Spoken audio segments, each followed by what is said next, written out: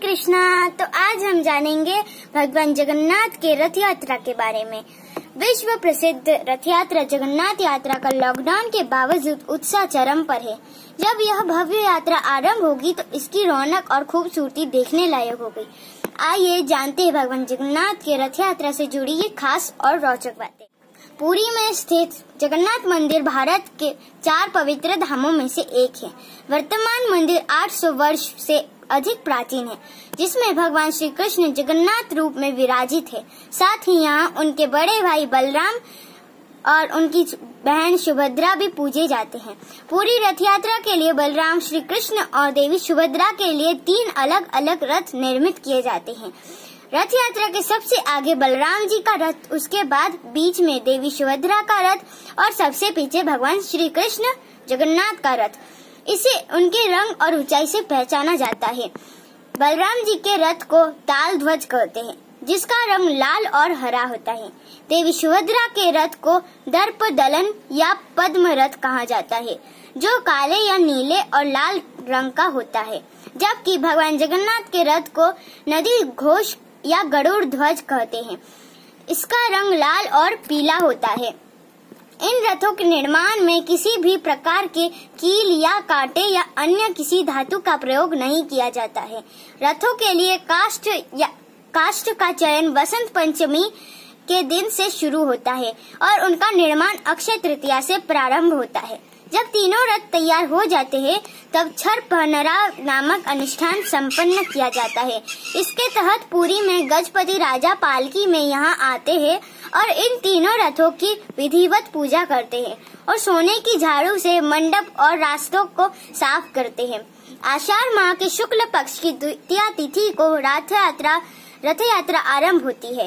ढोल, नगाड़ों, तुरही और शंख ध्वनि के बीच भक्तगण इन रथों को खींचते हैं। कहते हैं जिन्हें रथ को खींचने का अवसर प्राप्त होता है, वह महाभाग्यवान माना जाता है। पौराणिक मान्यता के अनुसार रथ खींचने वाले को मोक्ष की प्राप्ति होती है। जगन्नाथ मंदिर के रथ यात्रा शुरू होकर पुरी नगर से गुजरते हुए ये रथ गुंडीचा मंदिर पहुँचते हैं।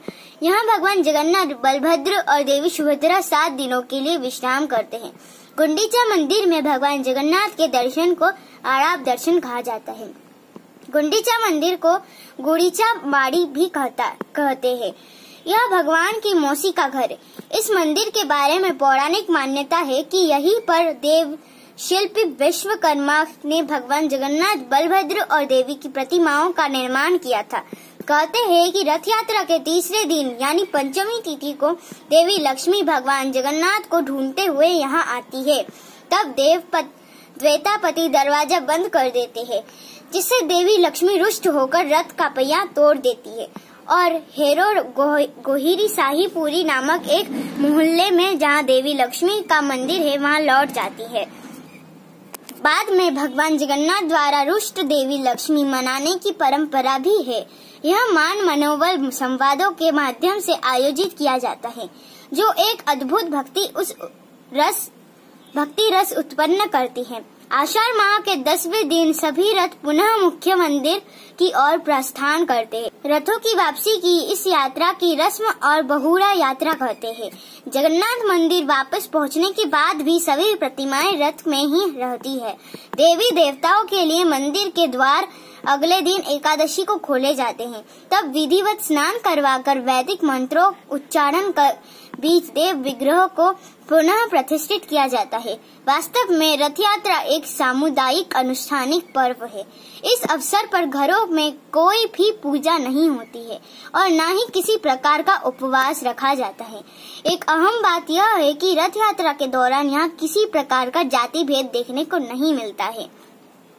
समुद्र किनारे बसे पुरी नगर में होने वाली जगन्नाथ रथ यात्रा उत्सव के समय आस्था और विश्वास का जो भव्य वैभव है और विराट प्रदर्शन देखने को मिलता है, वह दुनिया में कहीं दुर्लभ है। हरे कृष्णा। तो कैसा लगा आपको ये वीडियो? अगर अच्छा लगा तो कमेंट बॉक्स में जरूर बताइएगा और मिलते हैं अगले वीडियो में। हरे कृष्णा, हरि बोल।